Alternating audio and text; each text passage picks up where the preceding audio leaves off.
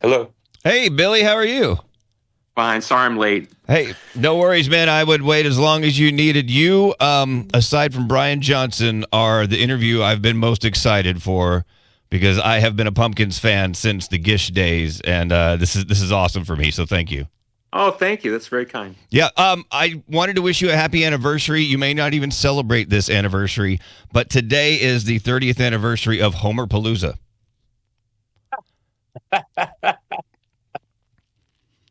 It You was got me on that one. Yeah, it was The Simpsons, man. It was like one of the coolest things ever. I had seen you twice in '94, including on Lollapalooza, and all of a sudden, my favorite TV show comes along.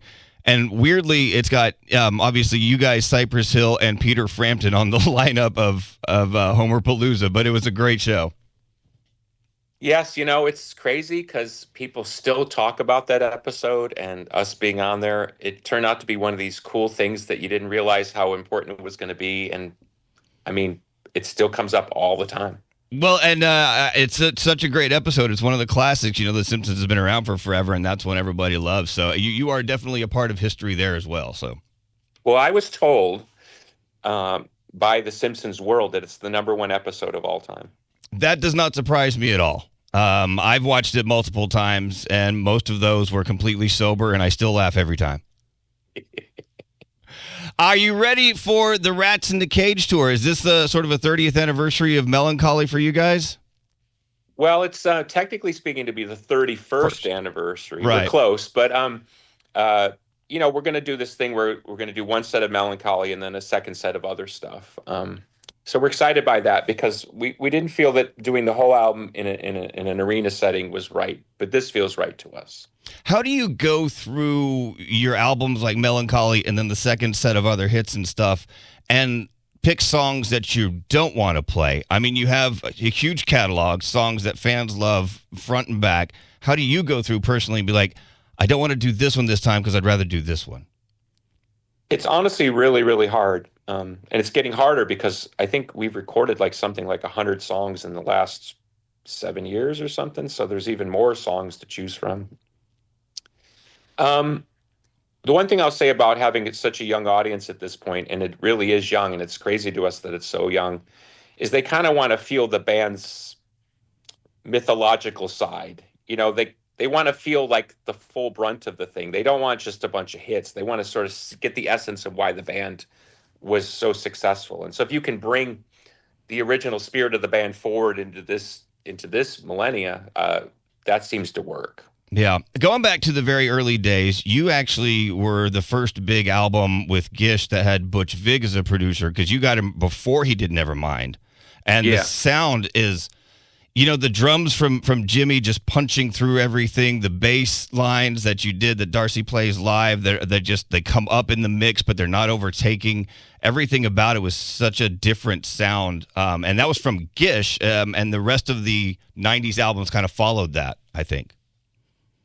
Well, Butch was so ahead of his time. I mean, of course, he's gone into great success, not only as a producer, but also as an artist with Garbage. We just found this guy in Wisconsin who just happened to be a savant, And the great thing about Butch is he's not afraid of the stranger sides of the band. I think he would, if he was confused by it, he wasn't against it. He was like, let me help you make this more understandable to me. And if it's more understandable to me, it'll be understandable to the audience. Yeah. So he was always willing to follow us, whatever crazy idea we had, whether it was 40 guitars on a track or, I don't know, doing sitar music. I don't know, whatever we were into, he was okay with it. So we love him. He's like, kind of a surrogate dad to us. So we were just blessed to have such talented people to kind of guide us through our own insanity because we didn't really have a commercial instinct per se. Right. I was capable of writing commercial music. In fact, I even remember, because you're talking about Gish, Rhinoceros, which was a single off of Gish, was 5 minutes long, which, as you know, in radio is too long. Right, the death knell of a song. Or not even going to bother it. And I remember my manager at the time coming to me and saying, "Can you cut the song down?" And I was like, "But why?" He's like, "Well, to get it played on the radio." And I was like, "Who's going to play us on the radio?" It was like, it was not in our logic to think like that. So we were lucky that we had people around us that sort of at least curtailed some of our excess, at least got it into some kind of frame that was listenable to a general audience. Well, I tell you, Gish broke through probably more than you know because the year it came out, I was in high school, and at the year's talent show, one of the bands got up and they opened with I Am One that they then bled into YYZ. And I was like, they're doing I Am One. That's the Smashing Pumpkins drums right there. And I was like, this was amazing. That's amazing.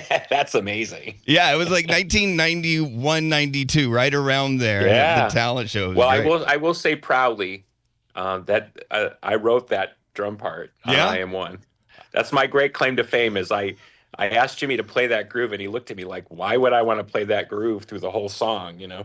Man, it's iconic. That is one of those drum things. I mean, it may not be in the air tonight, but damn, for some of us kids from the 90s, it's right there. Speaking of guitars and sounds and stuff, as a wannabe guitarist, always searching for tones, how did you... Because in the 90s when grunge was coming out, a lot of the guitars then were very distorted.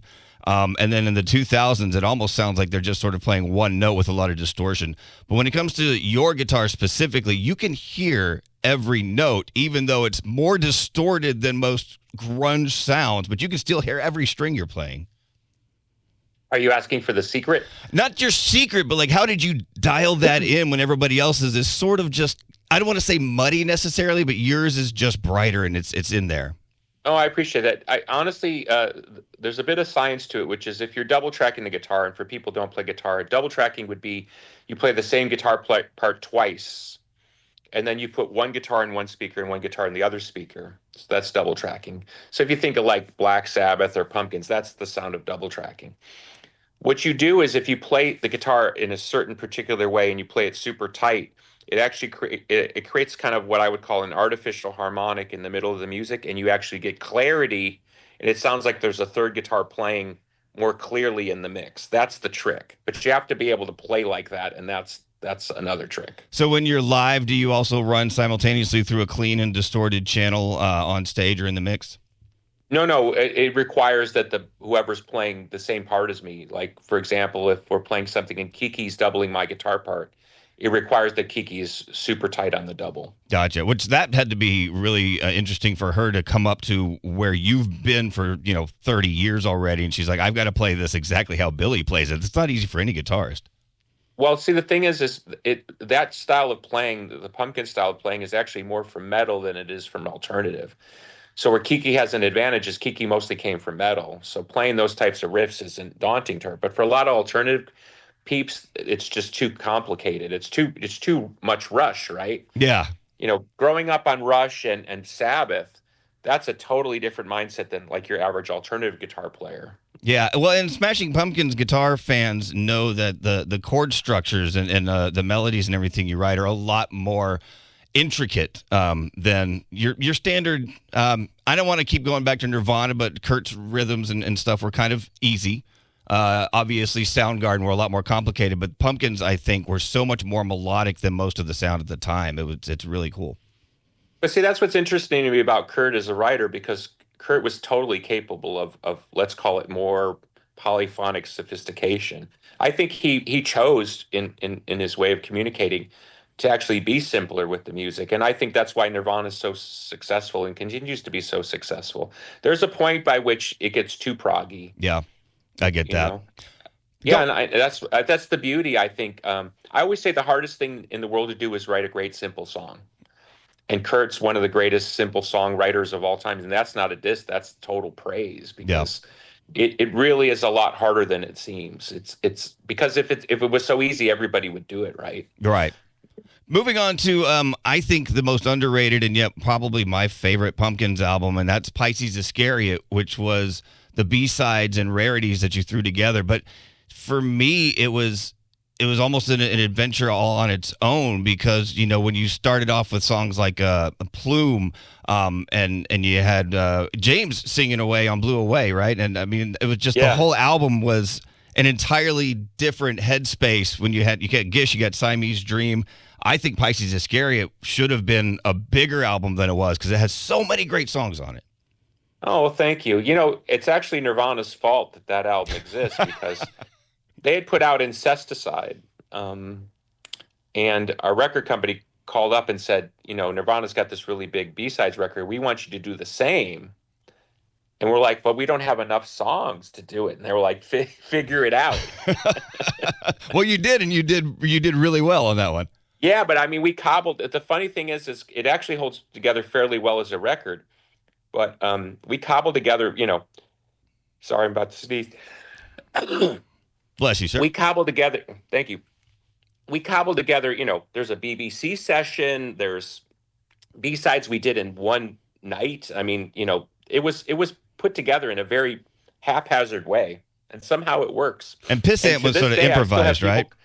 Yeah, to this day, I still have people come up to me and say it's their favorite Pumpkins record. Yeah, it's definitely mine. And Starla by itself, you know how Pink Floyd's The Wall starts and builds and builds and builds until the very end, they tear the entire wall down. Somehow you found a way to do that in one 11-minute song, and it held my attention the whole time. It's just a great little 5-chord melody riff that walks up. It's awesome. Oh, well, thank you. Yeah, that was we went in the studio that night because we had to do a B-side for a European single, and we knew we had to come out with some kind of recording, and I had no lyrics. All I had was the riff. So everything you hear on that recording of Starla is all done in that one night. Wow. And at the end, when you're just going crazy on the guitar, was that improvised throughout there? Just keep going? One take. One take. About 7 a.m., one take. Wow. It's one of the most miraculous things I've ever done in my life. And I say that humbly. I don't know how I did it because I was out of my mind, tired, and I just went out and I played that in one take, and that's what you hear. That's just one take. Well, the first time I experienced it, I was driving back from Mexico about 4 o'clock in the morning into Texas to get back to regular life out of spring break. And it came on, and I was in my dad's car with the sunroof open in the middle of nowhere, Texas, and the stars were on. And I was just like, this is fucking magical.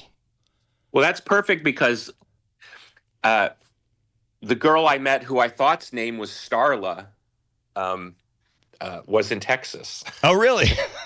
But what ended up happening was I met this woman one night, and she said her name was Starla. And I was like, oh, that's a great name for a song. And it turns out her name was Darla. But I heard Starla. So I either heard Starla in my mind or I immediately converted her name to Starla. But it was in Texas that I met this woman, Darla. So it's her fault. Well, I knew a woman in Texas whose name was Starla, but I'm not 100% if that wasn't her stripper name or her real name. But I don't think it was the same one you met. So her actual name was years later, I'd heard that Darla had changed her name to Starla because people would say, "Are you from that song?" Oh, well, maybe I did bump into her then, and we've got a connection we didn't know about. At a strip bar. At a strip bar.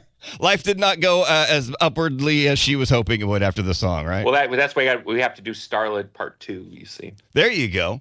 So what are you bringing out? Is it just going to be Pumpkins? Because you're doing 2 sets on the Rats in a Cage tour. Is it just you guys the whole time? Yeah, no openers. So we're taking that whole block of time for ourselves because we wanted to put in an intermission as well. So that, because we want to give the audience a break. Because the melancholy thing, I think, will be very emotional for people. Yeah.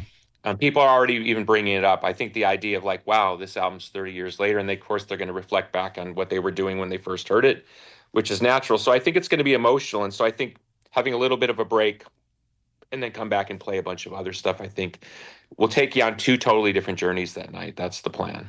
Awesome. Well, I can't wait. It'll be, I think, my 4th or 5th time seeing you guys live, and it's always an amazing show. Thank you so much, Billy. I can't wait to see you guys when you get here. Have a great day, buddy. Awesome. Take care, Ethan. You too, buddy. Bye.